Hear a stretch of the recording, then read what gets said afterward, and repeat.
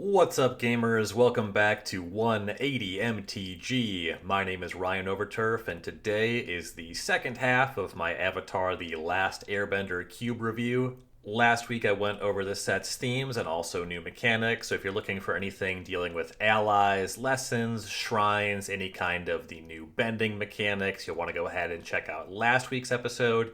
Today, I'm looking at individual cards that don't play in those spaces, that don't have any kind of payoff for those themes or use any of those new mechanics. Just stuff that's more generally appealing. Some of these are going to be stronger cards from the set, some of them are going to be things that are more mechanically unique, things we haven't seen before, and some of them are just going to be cards that I think are cool. So plenty of reasons I might talk about a card today, and I actually have a pretty long list of cards. I'll be going over these in Wooburg order, just following the color pie: white, blue, black, red, green, gold, artifact, lands. So let's just go ahead and dig in, starting with white. First up is Momo Friendly Flyer, a 1 white mana 1/1 legendary lemur bat ally with flying. It says the first non-lemur creature spell with flying you cast during each of your turns costs 1 less to cast, and whenever another creature you control with flying enters, Momo gets +1/+1 until end of turn. So this is a 1 mana legendary creature. It's one of those cards that makes it so Mox Amber is a little bit more playable every time we get another 1 mana legend. The Mox Amber dial turns a little bit closer to midnight, closer to that being just kind of a more general cube staple, or at least a card that becomes a lot easier to cube with and have it be a very relevant card. In general, this is a card that mostly plays in cubes that are really pushing flyers as a theme, which is not an uncommon thing to do with blue-white. Certainly, if you're somebody with an appreciation and affinity for retail limited, blue-white flyers is just a classic limited archetype, and I'm sure that a lot of cubes explore that space.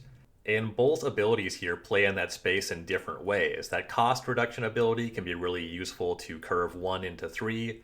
There's a lot of really strong flying creatures at 3 mana, so anytime you can accelerate your mana, that's always very powerful, so this card is certainly useful in that way. And then an ability to pump it whenever a creature with flying enters. Of course, a flying themed deck is going to be very long on flyers. You'll be able to attack with 2 or maybe 3 or maybe more sometimes with your Momo just by casting creatures with flying. And then there's also synergies with token makers, kind of the most readily available examples, commonly cube cards, certainly Lingering Souls, that's going to be a big deal, just casting that and getting +2/+2 on your Momo for a 3/3 attacker. Pretty good return for 1 mana. And Spectral Procession, of course, making 3 flying tokens. Those cards will play very well with Momo. So there's stuff going on there with both Legends Matter and Flying Matters, and of course Momo just a beloved character from the world of Avatar The Last Airbender. And in fact, there's more Momo cards to discuss here. The next being Momo Playful Pet, 1 mana 1/1 Flying Vigilant legendary lemur bat ally, with when Momo leaves the battlefield, choose 1, you either create a food token, put a +1/+1 counter on target creature you control, or scry 2. So 3 different options when this creature leaves the battlefield. And the reason that this one really jumps off the page to me is that I played a decent amount of Marvel's Spider-Man Limited, some of those pick 2 drafts, and the strongest white common was City Pigeon, which is just a 1 mana 1/1 flyer that when it leaves the battlefield you make a food token. So Momo Playful Pet has multiple additional abilities and modality on top of that. It being a legend is not necessarily a drawback in the cube space, as cubes are often a singleton. This is another creature that really plays well in that 1 mana legendary thing. That's going to be another card for your Mox Ambers. Also just a cheap flyer, and that leave the battlefield ability. The reason the City Pigeon was so nice with leave the battlefield was because of web slinging. A Vigilant Flyer is not going to play in that space, but it does play in kind of a more popular and pretty cool space where Momo Playful Pet is a really good creature to return for ninjutsu. 1 mana flyer that does something when it leaves the battlefield. Again, this is not a death trigger, so if you want to ninja in Ninja of the Deep Hours or whatever wildly more powerful ninja people are playing with these days, Momo is a really good enabler and it gives some good utility in white. There's certainly other good 1 mana white creatures like Thraben Inspector is clearly very powerful with ninjutsu. But Momo does more explicitly play in that space with both the evasion on the 1-drop and a leave the battlefield ability instead of an enters ability. So it is something you have to work a little bit harder for, which I think is pretty cool, especially when you're getting into more niche cube spaces when you're trying to push specific archetypes and interactions. something that really specifically says, hey, this card is good with ninjutsu, or, this card plays with blink, but it's leaving instead of entering. So there's a different texture there. So I think this card is pretty cool to experiment with. And there is one final Momo to go over, Momo Rambunctious Rascal. This one costs 3 mana, so 2 and a white for a 1/1 legendary lemur bat ally with flying. And when Momo enters, he deals 4 damage to target tapped creature an opponent controls. So this one's not doing as much in that Mox Amber space and that cheap evasive creature space. And this one does have an enters ability instead of a leaves ability, so then it's kind of natural to look at this card more specifically for a blink kind of theme. Dealing 4 damage to a tapped creature is a very white ability. You're only able to target tapped creatures, so this is very much in that kind of take vengeance or neck snap space, but its card still just feels really unique. It really feels like the white Flame Tongue Kavu. Something about 4 damage being dealt by a white creature entering is just really cool. It just reads really unique even though it plays in very familiar space. So I love this design. I imagine that Momo is generally weaker than a card like Banisher Priest, just always being able to hit something, whether it's tapped or not, no matter how much toughness it has. It's going to be some points in favor of those other kind of Fiend Hunter effects. Of course, Palest Jailer, when you go to the highest power level, there's going to be stronger options. But for like a lower power level, this isn't uncommon. This seems like a great Peasant Cube kind of card. It reads really time spirally to me. The idea of pairing this with Momentary Blink just makes me really happy. So this is one I do expect to find a home in some cubes, certainly at that lower rarity, lower power level Blink space.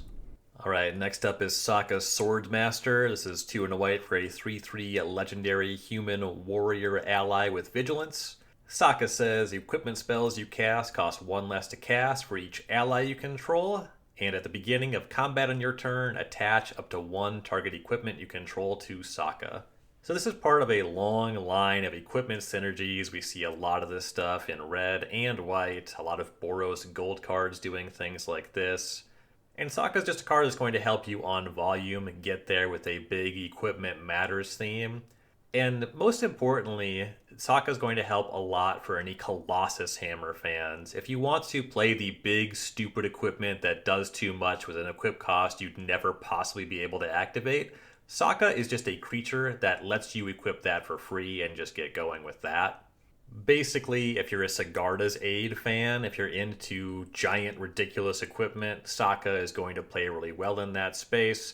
And it's also going to be just totally reasonable in any kind of cube that cares about equipment even in a more modest way. Anywhere you're going to see a SRAM Senior Edificer that's intent on drawing a couple cards, Sokka is generally going to play well in that kind of space. And of course, if you're in the Pure Steel Paladin market, that's another big cheaty equipment thing. Sokka is going to be right at home with a Pure Steel Paladin archetype. Alright, the next card here is really simple. It comes from Jumpstart. Probably should have also said that last Sokka I talked about, he's from Jumpstart too. But Wolf Cove Villager is 1 white mana for a 2/2 human peasant that enters tapped. This is just a color-shifted Diregraph Ghoul. 1 mana 2/2, it's a human, so it's a type that matters somewhere. And importantly, this is a common, so you can just put it in a Pauper cube. I have a cube where everything has mana value 1 I've been working on that I'm probably going to put this in just because 1 mana 2/2, there's not too many of them. This is one that I'm going to consider for Spooky Cube because also 1 mana 2/2 human, that's just a pretty solid rate and I have a lot of humans matter stuff going on there. And this one also, it's possible this makes it into my Pauper Tubert. Just because 1 mana 2/2, again, it's just a really good rate. I love how simple this design is as well. I'm happy to see some simple designs being part of these releases, although I do wish that this and some other simple cards I'll be talking about were just in the main set. I am at least happy that they do exist. Moving on to blue, we have Tai Li Chi Blocker. For 2 and a blue, you get a 2/1 legendary human performer ally with flash and prowess. And when Tai Li enters, tap up to 1 target creature. It doesn't untap during its controller's untap step for as long as you control Tai Li. So this is a prowess threat with flash, and it's just a removal spell. As long as you control Tai Li, it's going to ice down one of your opponent's creatures. This definitely has the feeling of a 2025 Dungeon Geist. That's an ability that we've seen this on creatures now and again. They Dungeon Geist was kind of a big deal when it was first printed. It did show up in Standard some, and it seems possible that Ty Lee could be a Standard player as well, though I am more interested in it as a cube card than a constructed card. 2-1 prowess, the 1 toughness prowess thing, you always have to be casting spells to even attack into 1-1 tokens. So it's not the strongest body. It's going to play a lot more in kind of an environment where you expect your opponents to have a small number of creatures. Maybe they're playing larger individual creatures. The more tokens there are going on, the less powerful this kind of card is going to be. And it is also appealing in the cube space because I like the back and forth of a creature-dependent removal spell. If I answer your Ty Lee, now I can untap my creature and utilize it again. So this is just a really modest card. I think that it's fun and appealing. I think that I would be happy to play with or against this card. So it's a really fun one. It's one I think is kind of in the more modest cube space, and one I'd be happy to see in a pack. And that brings us to one of, if not the most powerful cards from the main set. That is Wan Shi Tong Librarian. For blue X, you get a 1-1 bird spirit, legendary bird spirit with flash, flying, and vigilance. When Wan Shi Tong enters, put X +1/+1 counters on him, then draw half X cards, rounded down. And whenever an opponent searches their library, put a +1/+1 counter on Wan Shi Tong and draw a card. So this is kind of like a Hydroid Krasis, except it's mono blue, and it has flash and vigilance. Of course, Hydroid Krasis has trample, but then there's some other things going on here where it does start as a 1-1 instead of a 0-0. So for blue, you do get a 1-1 flash flying vigilance. The reason you might want to cast that is your opponent, for example, is cracking a fetch land. You would immediately, if you responded with Wan Shi Tong, be able to put a +1/+1 counter on it. It would be a 2-2, and you would immediately draw a card. So that's pretty powerful. But the more powerful thing generally going on here is this creature just scales really well. You get X +1/+1 counters. The cards that you draw are halved, so you have to pay in increments of 2 for every additional card that you want to draw just off of that enters ability. But any card you get for entering, it just replaces itself, and then if you get up to 6, it's generating real card advantage. And also, this is just a large creature. For 3 mana, you have a 2-2 flash flying vigilance if it never triggers. For 4 mana, you have a 3-3, and it draws a card immediately. Flash flying vigilance. All of these keywords are strong. Scaling into the late game, just getting larger is strong. Drawing extra cards is strong. If this ever triggers and you get an extra card that way, that's strong. Even still, there's going to be games where your opponent cracks a fetch. It's going to be tempting to Wan Shi Tong in response, and sometimes it will be the correct play. It'll often be pretty powerful to do that. But the fact that it's not immediately obvious or immediately clear that you should be making that play, the fact that this card just kind of naturally scales into the late game, it just means that everything going on here is powerful. This is going to be one, it's not like super exciting for a vintage cube, but this is also clearly too strong for the original recipe Tubert. So this really feels like a legacy cube kind of card. It's one that, you can give or take it. It's not doing anything super new. It's a large creature with flash that draws cards. But if you are interested in this kind of effect, if you are in a higher powered cube space, this one is going to be right at home in your cube. I think it's more likely this card is too strong for your cube than not strong enough. There is also a Wan Shi Tong in the Jumpstart expansion. It is still pretty strong, albeit less powerful. That is Wan Shi Tong All-Knowing. For 3 blue, you get a 4-4 legendary bird spirit with flying. When Wan Shi Tong All-Knowing enters, target non-land permanent's owner puts it on top of their library second from the top or on the bottom. And whenever one or more cards are put into a library from anywhere, create 2 1-1 colorless spirit creature tokens with this token can't block or be blocked by non-spirit creatures. So that's a unique new token we see in the Avatar set. Importantly, that first ability is going to trigger the second. So when you put that non-land permanent into your owner's library, you're immediately going to get those 2 1-1 tokens. They're pretty evasive. There's some spirits in some environments. There's a decent clip of playable spirits. It's not a super common or popular creature type. It shows up in some places, though. You want to be mindful of that. For the most part, I think these are tokens that can't do a lot of blocking and can't do a lot of being blocked. So they're pretty meaningful in a racing situation, at least in terms of applying additional pressure to your opponent. And I do think that this clause of putting a non-land permanent into its owner's library second from the top or on the bottom is pretty interesting, because we see a lot of top or bottom. When your opponent has something strong and you play an effect that you can put it on the top or the bottom, either it's not very strong, they don't want it, they put it on the bottom, or if it is strong, they put it on the top and they have immediate access. With Wan Shi Tong, if it's strong and they do want it, they still have to get another card deeper. They can't just always immediately play it again the next turn. So that's pretty strong. There's also space to play this with more cards that can go into a library. You're going to have to get a little bit creative there. And just in general, I think Wan Shi Tong All-Knowing is going to show up because this is a 5-mana evasive creature that's a removal spell that brings a couple more evasive bodies with it. I think that this is just a powerful card on rate. But then you can also get some payoffs there if you have cards that can go into libraries or just additional removal spells that put cards into your opponent's library for a really powerful option there. Unexpectedly Absent is a really strong Vintage Cube power level card. For lower power levels, you see stuff like Totally Lost and Grasp of Phantoms. There are things that do this. There's ways to use this as kind of a build around.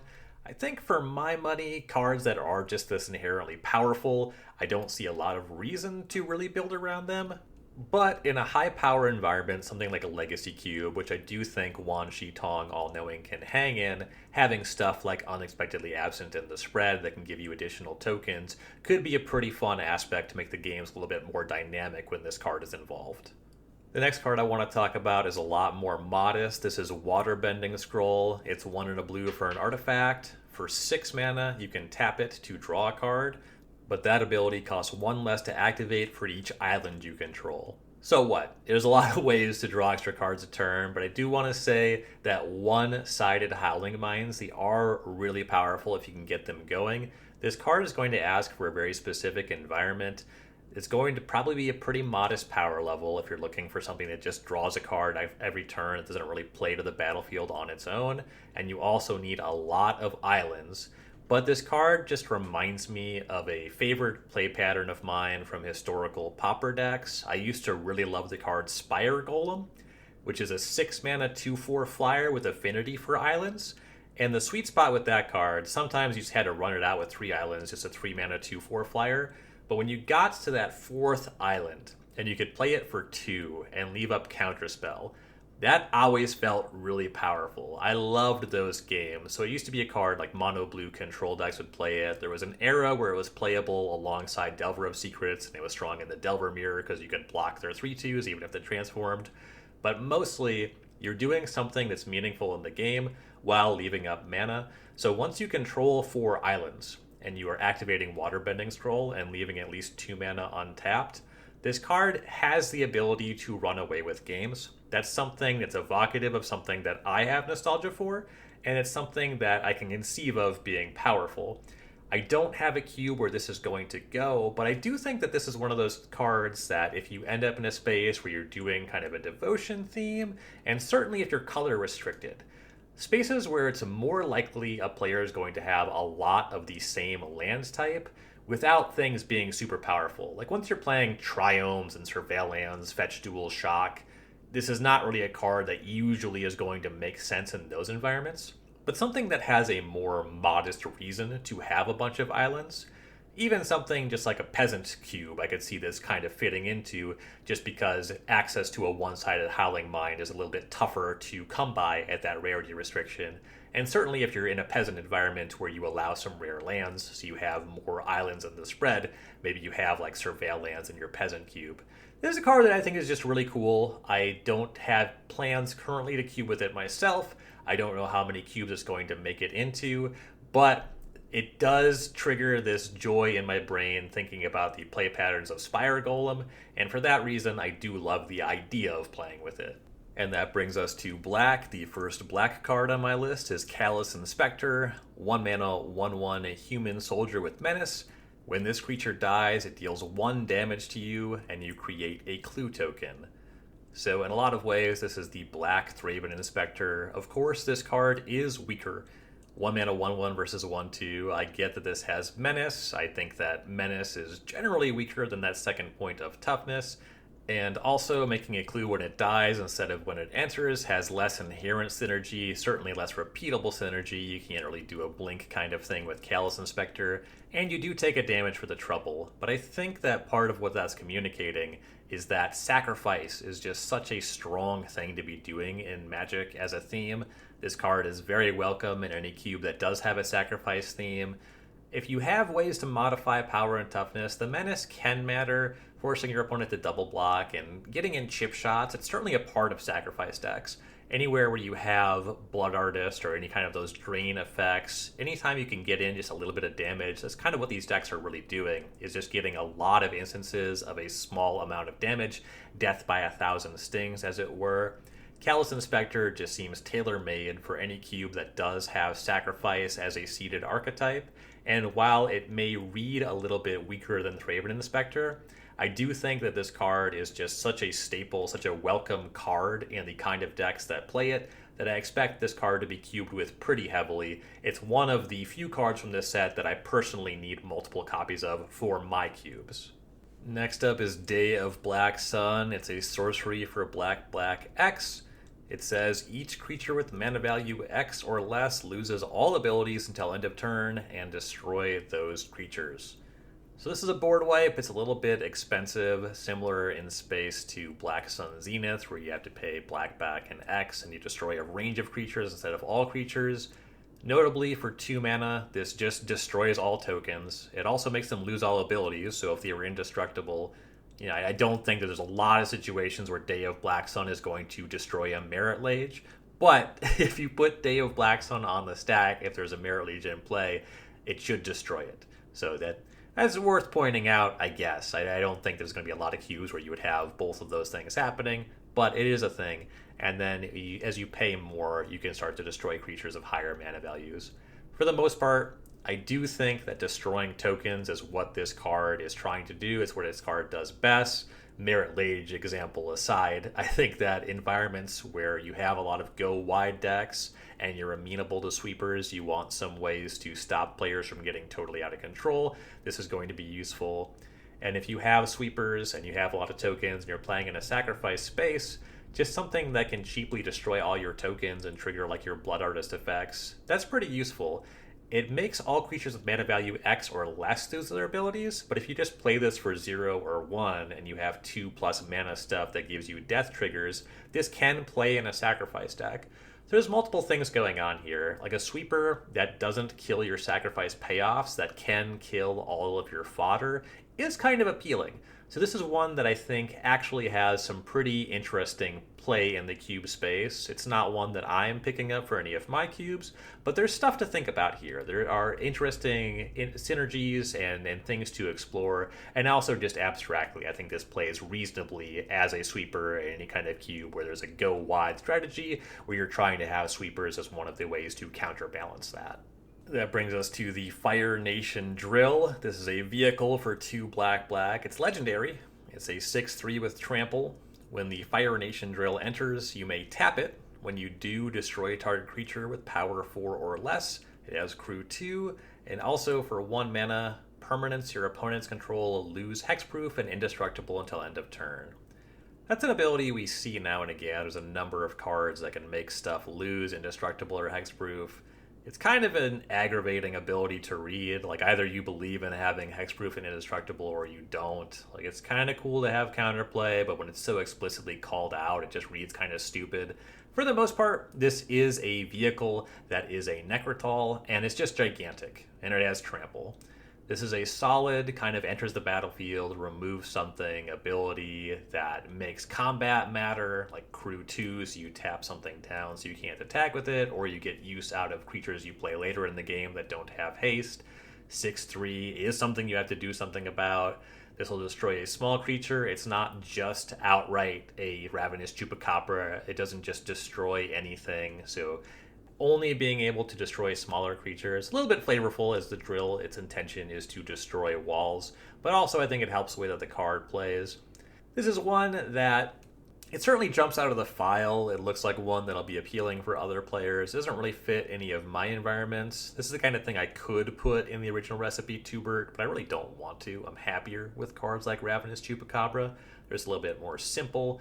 And also that permanence lose hexproof indestructible, that is a little bit aggravating to me. I just don't love it. I would rather just have edict effects than that kind of thing.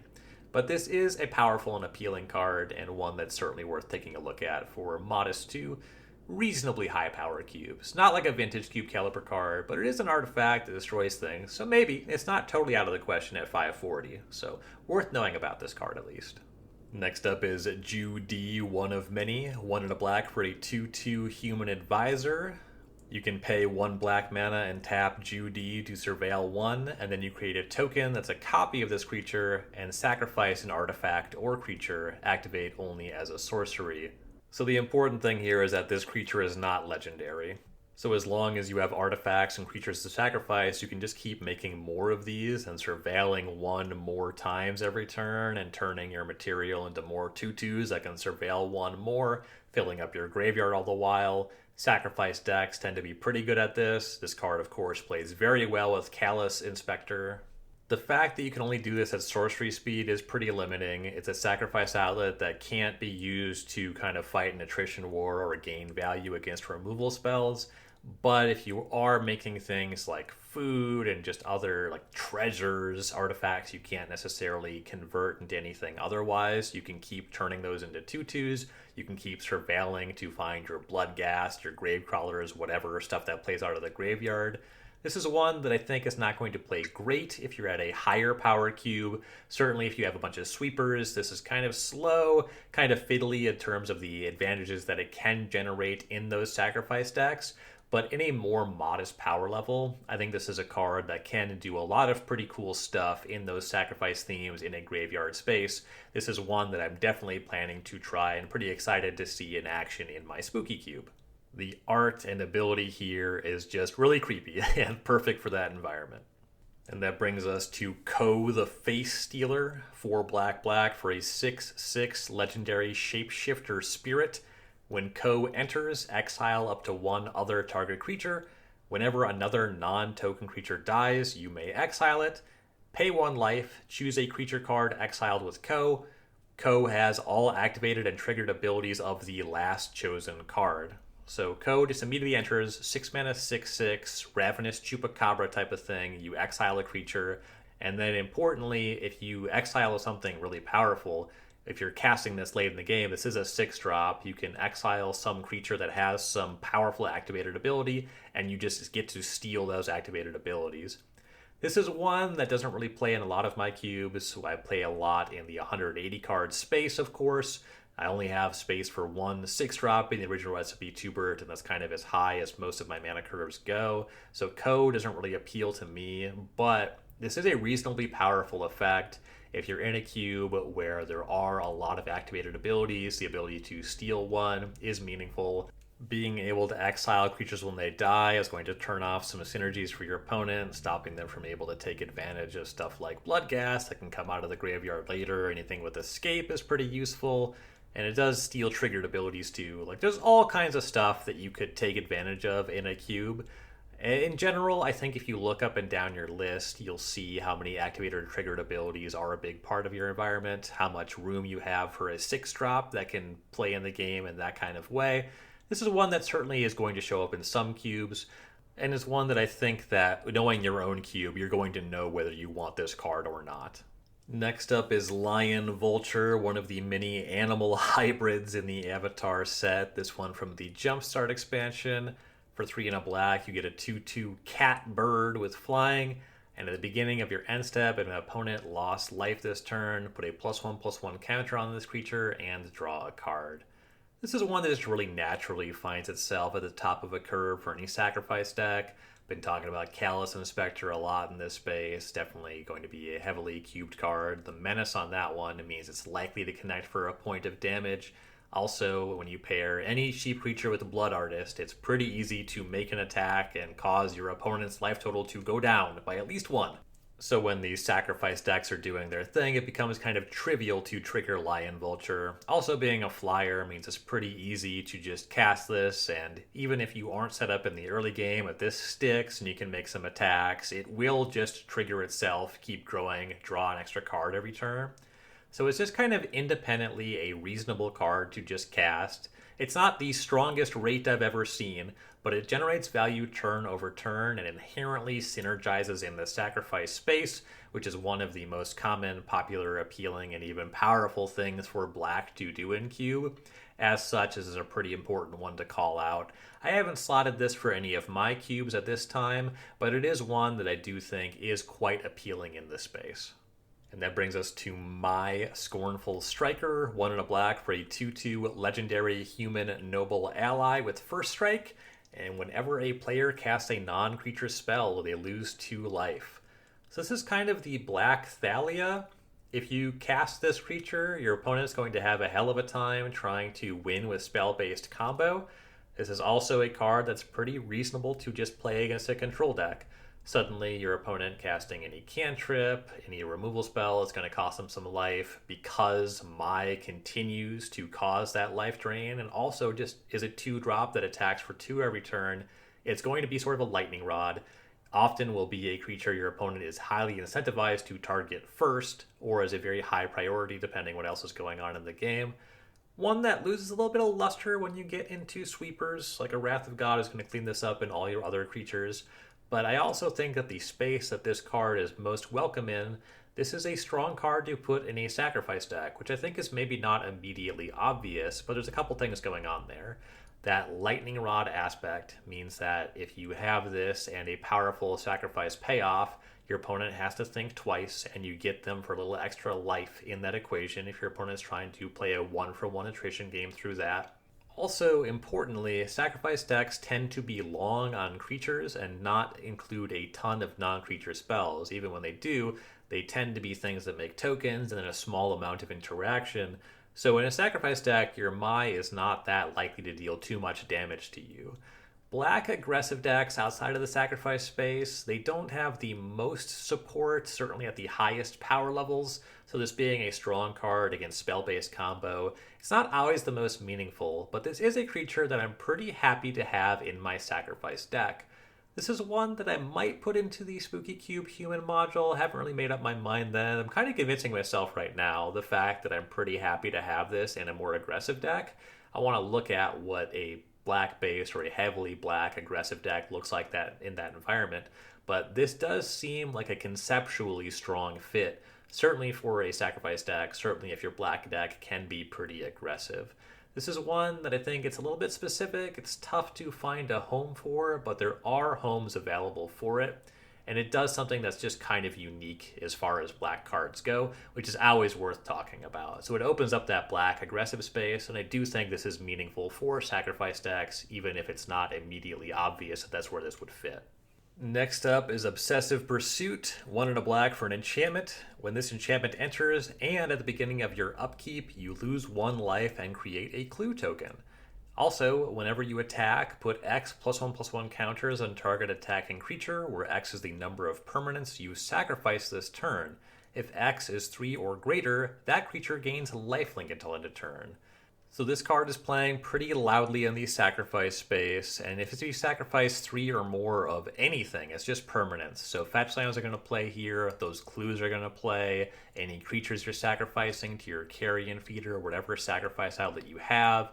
And then you're growing things, you're getting X +1/+1 counters, and when you sacrifice 3 or more things, you get lifelink. That's going to push back against the life you lose from creating the clue token. It's going to push back against some of the maybe blocking restrictions or difficulty you'll have blocking if you're making big attacks and sacrificing a bunch of things.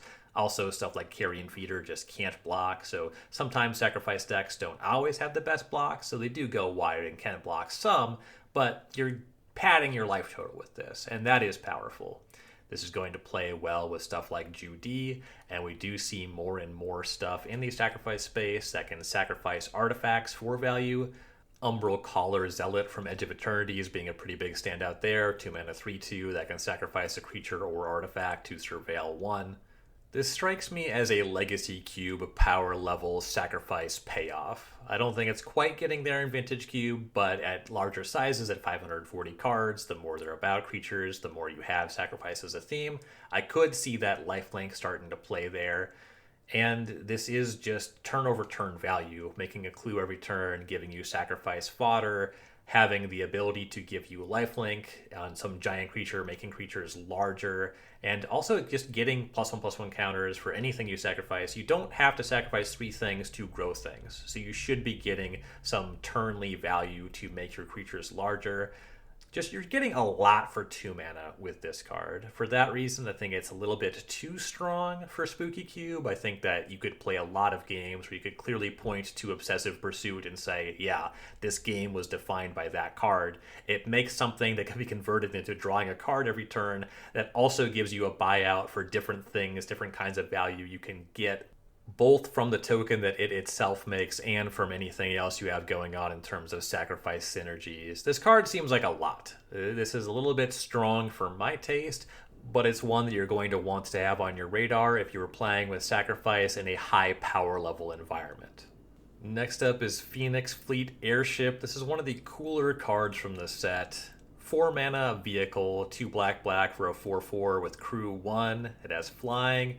At the beginning of your end step, if you sacrificed a permanent this turn, create a token that's a copy of this vehicle, and then as long as you control 8 or more permanents named Phoenix Fleet Airship, this vehicle is an artifact creature.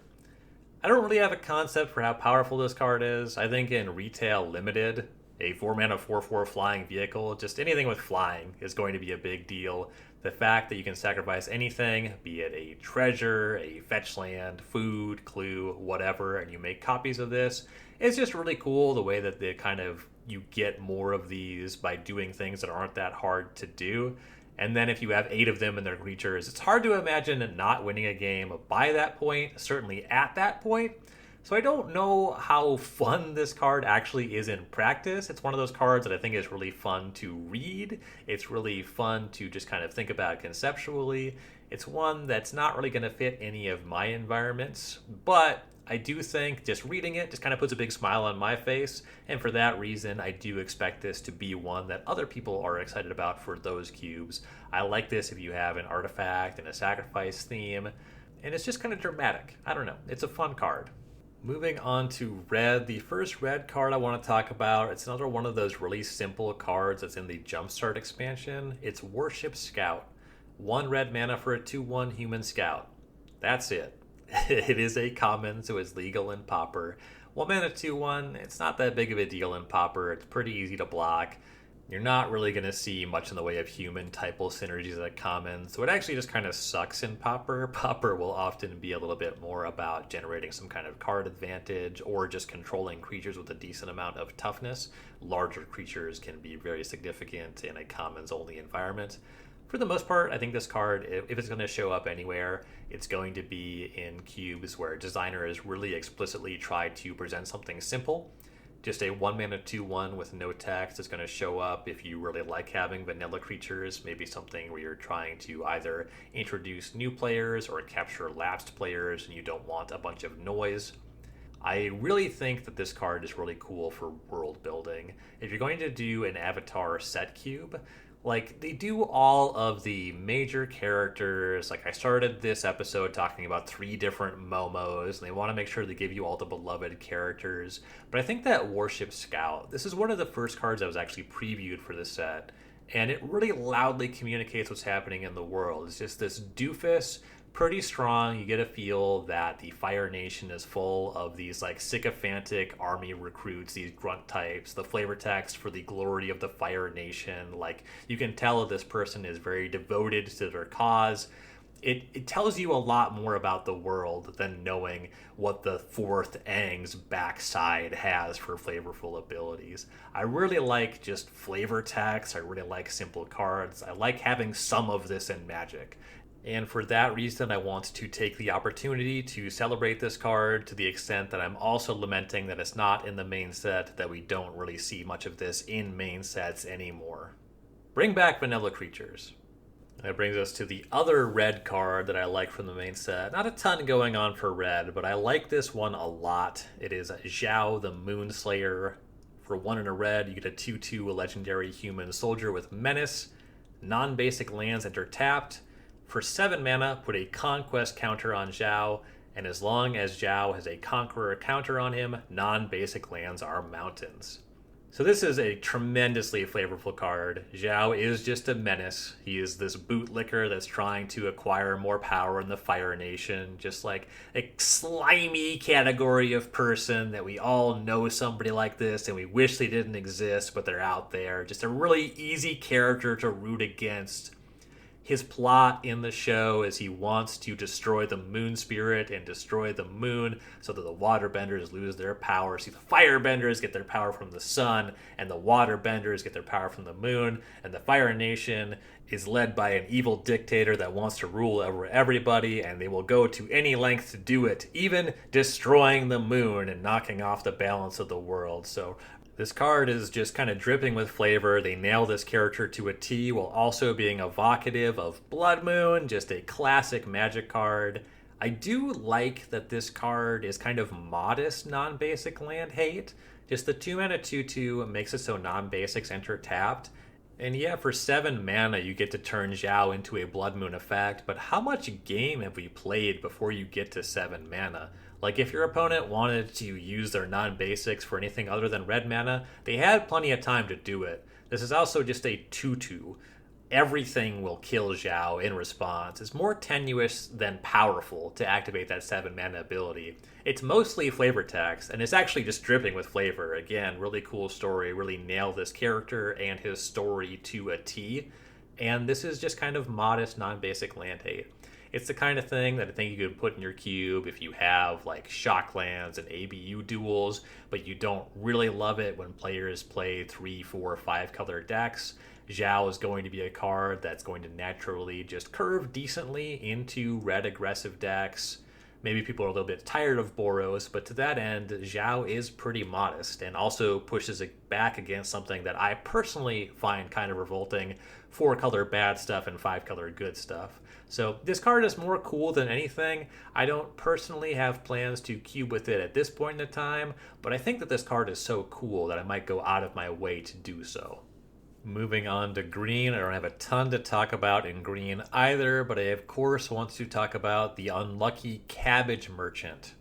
For 1 and a green, you get a 2/2 human citizen. When this creature enters, create a food token, and whenever you sacrifice a food, you may search your library for a basic land card and put it onto the battlefield tapped. If you search your library this way, put this creature on the bottom of its owner's library, then shuffle. So mechanically speaking, this is notable because it makes a food token. There's only so many things that make food tokens. It kind of does a Sakura Tribe Elder expression. It's a little bit more mana intensive, but when you sacrifice a food for whatever reason, you get to go find a basic land. But then you do have to shuffle the unlucky Cabbage Merchant back into your deck. It's not a May, and as the game progresses, this is kind of a weird card to keep drawing. It's not the most powerful thing off the top of your deck. But that's the flavor of the card. This is a recurring character in the Avatar: The Last Airbender TV show. The Cabbage Merchant's always rolling around, trying to sell some cabbages out of a cart. Something invariably happens that destroys his cart, knocks his cabbages everywhere, which calls him to recite his catchphrase, "My cabbages!" So he's always having a bad time. You could see him in any city in the world. The gang kind of runs into him everywhere at the show, and so that's the flavor of him shuffling back in. You could always top deck the card again. The Cabbage Merchant could be anywhere, anytime.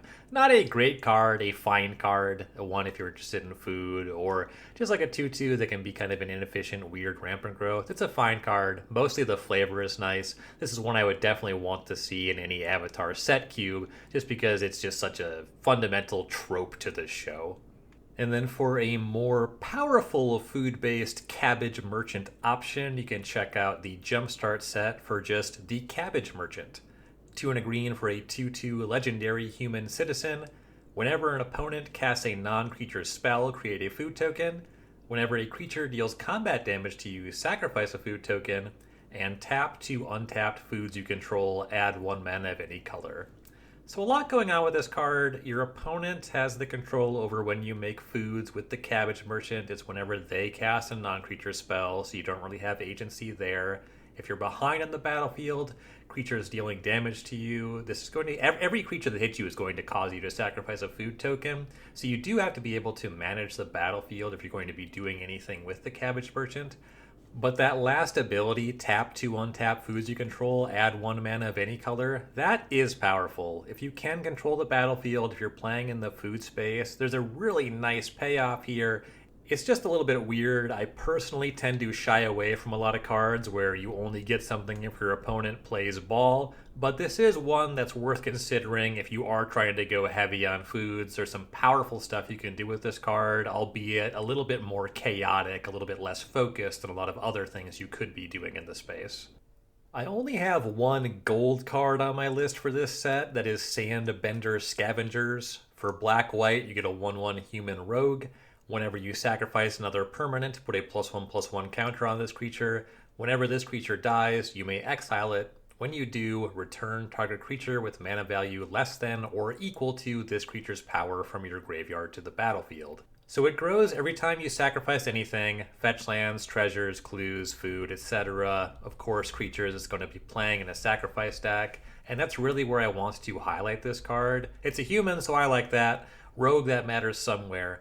But sacrifice decks are always sacrificing something. This creature has the potential to get very large there. But actually, more importantly, if you never get to put a +1/+1 counter on Sandbender Scavengers, it actually already, I think, plays really well with a lot of historically powerful cards for sacrifice as an archetype. Without any counters, this can return Blood Artist, Marionette Apprentice, Carrion Feeder, Priest of Forgotten Gods, any of those, just all-timers, a lot of similar cards with similar abilities as well. You can already get those back from the graveyard with Sandbender Scavengers. Its existence makes self-mill a little bit more powerful in the space, just because you're likely to hit something worth getting back with the Scavengers.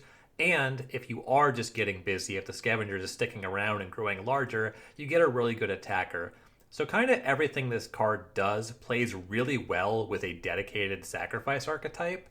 And I'm also just a fan of it costing 2 mana. When you start looking at gold cards, when you look at sacrifice being spread across multiple colors, you start to get a lot of options when you get to 3 and more mana. At 2, you're usually able to add kind of as many 2-drops to your deck as you draft. 1 and 2 mana cards, you can play a lot of them. 3 mana, things get crowded. So there's a lot of appeal to this card for just a 2 mana card, while also not being something that just snowballs advantage on its own. The synergies here are just really welcome in a popular existing archetype, and I expect to see this card in a decent amount of cubes for that reason. This one's for sure going in Spooky Cube. There aren't any colorless cards from Avatar that really stand out to me. There's a number of lessons. If you want to explore that, I would encourage anybody interested in playing with lessons to check those ones out. But for the purpose of this podcast, I next want to talk about a cycle of lands. There is a rare cycle of lands. They all enter tapped unless you control a basic land. They tap for one of the 5 colors, and then they have an activated ability. So the opportunity cost on these is really low. They enter tapped unless you control a basic land. So your first basic land means these enter untapped. You can't use them on the first turn, but generally a deck in Cube is going to have a pretty high access to basic lands. And definitely if you have space for monocolor utility lands, these probably aren't getting crowded out. But let's just go ahead and talk about the cards. Abandoned Air Temple is the white entry, taps for white. For 3 and a white, you can tap it to put a +1/+1 counter on each creature you control. The blue entry is Agna Kala, taps for blue, or for 2 and a blue, you can tap it to draw a card and discard a card, so it loots a little bit inefficiently. Bossing Say is the green entry, taps for green. 2 and a green, tap it to Earthbend 2.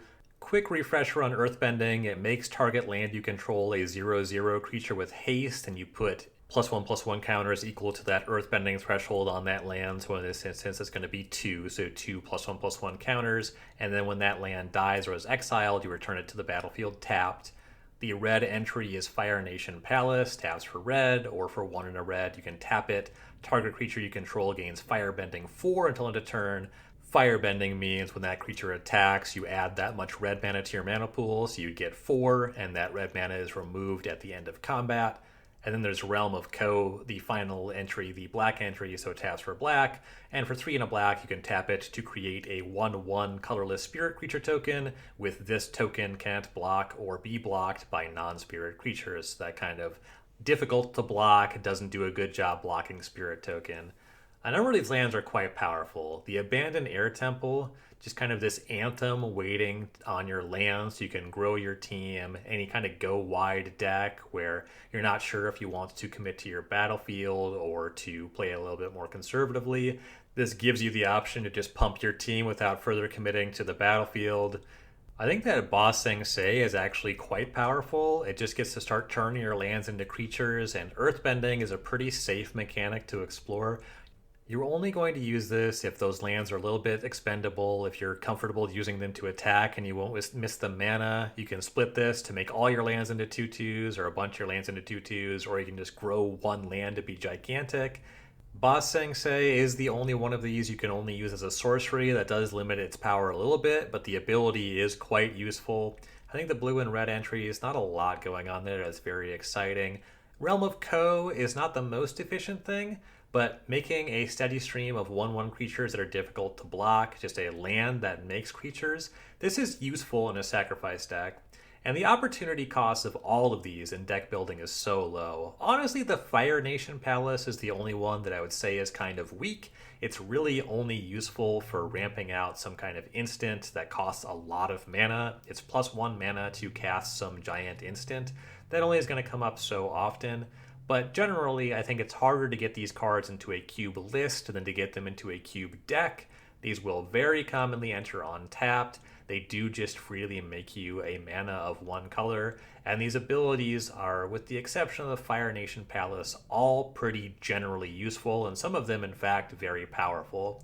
So if you have space for them, if you're a fan of utility lands, I definitely think that these ones have a lot of room to be cubed with, and I do like that Abandoned Air Temple is one of the more powerful entries, because historically, we see land cycles, and so often the white one is just the worst one. There's a couple exceptions to that, but it's just like a lot of utility lands in every other color that I'm very happy to play. And anytime I want to explore this space, I generally find myself pretty disappointed by white.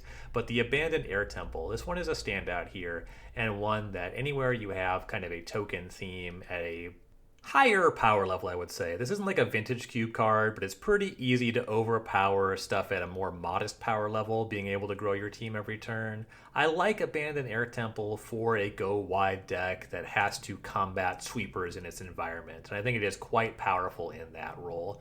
I love this cycle. These are cards that, if you are interested in utility lands, definitely worth a look. The Avatar set has a lot of great cards. Unfortunately, I just don't have the time to talk about everything. I did try to talk about the ones that really stand out to me. There's a lot more cards worth reading. Truthfully, I forget most of them, but there is one more, and it's called Secret Tunnel. Secret Tunnel is a land. It's a cave. It cannot be blocked. It taps for a colorless, and for 4 you can tap it, so 2 target creatures you control that share a creature type can't be blocked this turn. So it's really cool to have a land that just says this land can't be blocked, and it has no ability to animate itself. Of course, within the Avatar set, you're going to be using Earthbending. This would be a land that you can really get some mileage out of with Boss Sing Se. Just keep making it gigantic. Anything that also is Earthbending, Secret Tunnel is kind of the best thing to Earthbend onto. Mostly for me, this is just a really joyful reference. The episode Secret Tunnel, I love it. The song is really fun. This design, just a land that if you see this as an individual card, it says this land can't be blocked. That's really cool. It lures you in. It gives you something to think about, something to explore. And in a similar way that I really appreciate and want to celebrate the vanilla creatures, new cards in this era where so many cards have 2 sides and every line of text is very powerful. A card that doesn't give you everything all on its own, that's really fun and joyful for me. And that's going to be a wrap on my Avatar The Last Airbender cube review. I'm still kind of experimenting with how I want to do these, how many cards I want to talk about, how I want to structure them. I think I like the 2-part structure, doing mechanics and themes and then individual cards. I think that breakdown really lets you know what's going on in this set. If you don't really keep up with Magic as much, you can maybe hear about how a set is more deeply exploring things, like talking about shrines last week, I think is very valuable, but they're also tougher to fit in a conversation about individual cards. So I like that breakdown. But there's room to experiment with how I'm classifying cards. I'm kind of just taking individual cards for the second part of these and talking about where they might fit, what I like about them. I could see this maybe being a little bit rambly for some people's taste, but I do really just enjoy riffing. But let me know what you think. Hit me up in the comments. Tell me if you're enjoying this structure, if maybe you have different ideas for how you would like to have sets broken down. I don't think I want to go anything super crunchy because a big thing about Cube is it's a very creative space. If things appeal to you the way that they might appeal to you, it can be so different from designer to designer. I don't want to say this is for vintage cube. I do want to allude to when I think cards are at an exceptional power level. I think that's an important part of the discussion. But talking about the spaces they play in, the synergies they might have, I think that that's more important. And that's also just such a wide space that it's hard to do it with too much of a rigid structure. But I'm interested to hear if you all have any thoughts on that. I appreciate you, as always, taking the time to listen, to like, review, share. Any feedback you want to leave me, that is always welcome. And I will be back next week talking more Cube. Later, gamers.